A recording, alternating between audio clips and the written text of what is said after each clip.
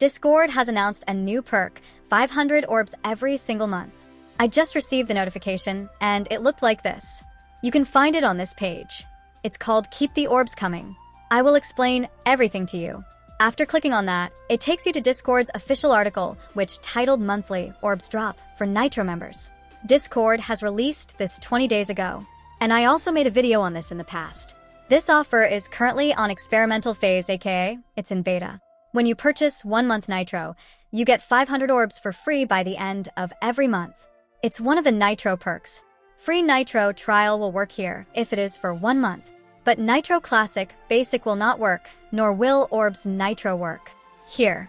But all in all, they're forcing you to purchase more than 1 month Discord Nitro, such as 3 months or 1 year Nitro to become eligible for this perk.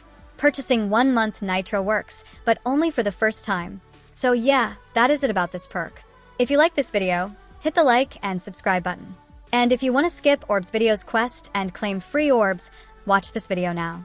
You can join my main server if you want decors and layouts. We have banners, PNGs, and all kinds of layouts that you need. My main server is also for mental health and Genshin.